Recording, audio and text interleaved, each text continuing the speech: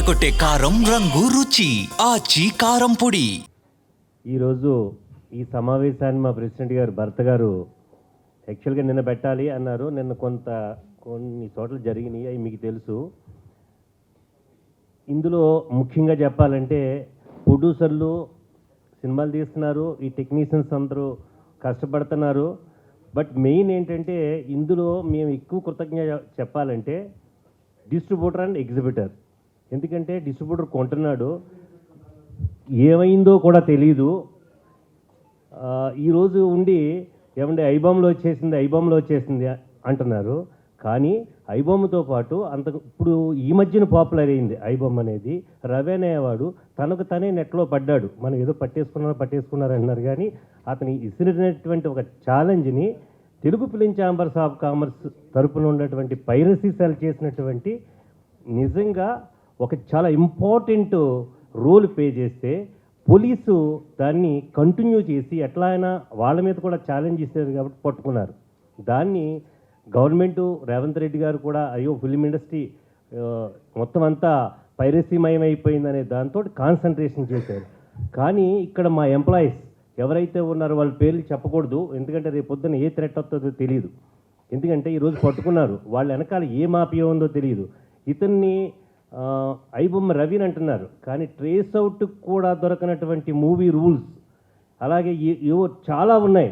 అవి మరి వారు ఎప్పుడు దొరుకుతారో, ఏదో ఇప్పుడు ఈ రోజుతో అయిపోయిందనేది కాదు, ఇది 5% కూడా కాదు.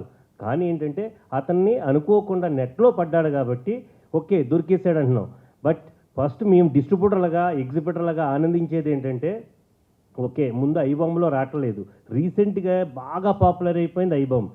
ఎందుకంటే నా డ్రైవరే పట్టుకుని సినిమాకి రిలీజ్ అవుతుంటే పక్కన ఖాళీగా ఉన్న టైంలో చూసేస్తున్నాడు సినిమా అన్నప్పుడు ఎందుకు వస్తారు ఆడియన్స్ కూడా? అంటే రిస్క్ తీసుకున్న డిస్ట్రిబ్యూటరు ఎగ్జిబిటరు ఎక్కువ సఫర్ అయ్యారు. కానీ ఏదేమైనప్పటికీ కూడా ఇది ఒక మంచి తరుణం. ఇది ఏంటంటే ఈ పైరసీని అంతంత కోట్లు పెట్టి చేసినటువంటి సినిమాల్ని పైరసీ చేసేసి ప్రజలకు అందిస్తున్నారనే ఒక మద్దతు కూడా ఉంది. నేను చూశాను మీలాగే, ఎందుకంటే చాలా హ్యాపీ ఫీల్ అయ్యారు. కానీ వేరే వాళ్ళ ఆస్తిని అలాగా చేసేయటం కూడా కరెక్ట్ కాదు. మా కళ్యాణ్ గారు ఎన్కౌంటర్ అన్నారు, ఎన్కౌంటర్ కాదు, దాని ఉద్దేశం ఏంటంటే కడుపు మండిపోయి, ఎందుకంటే నేను ఆయన సినిమా కొన్నాను అనుకో, ఏంటి సార్ ఐబామ్లో వచ్చేసిందని నేను అడుగుతాను. పాపం ఎంతమంది డిస్ట్రిబ్యూటర్లో అడ్రస్లు కూడా లేరు, ఎందుకంటే కొన్న తర్వాతన మరి వాళ్ళందరూ పోవటం వాళ్ళ ఆస్తిని ఈయన చేయటం కూడా కరెక్ట్ కాదు. ఇలాంటివి ఎంత స్ట్రిక్ట్ రూల్స్ ఉంటే అంటే మనం ఆ రూల్స్ కూడా ఏదో మన సైబర్ క్రైమ్కి సంబంధించినవి అన్నీ ఉన్నాయి, అన్నీ యాంబిగ్యూటీగానే ఉన్నాయి. ఆ లాస్ని ఇంతకుముందు కళ్యాణ్ గారి ఇళ్ళు సిడీస్ ఉన్నప్పుడు బీహార్లో పెద్దది బాహుబలికో దేనికోసం పెద్ద ర్యాకెట్ను పట్టుకున్నారు. చివరికి వాళ్ళు వచ్చిన వాళ్ళందరూ పూర్ పీపుల్, తర్వాత వదిలేశారు. అంటే ఈ పైరసీ ఇలాగే కానీ కంటిన్యూ అయితే ఇండస్ట్రీ డిజపీర్ అవుద్ది. ఎందుకంటే సినిమాలు తీయలేరు, కోట్లు పెట్టి సినిమాలు తీయలేరు.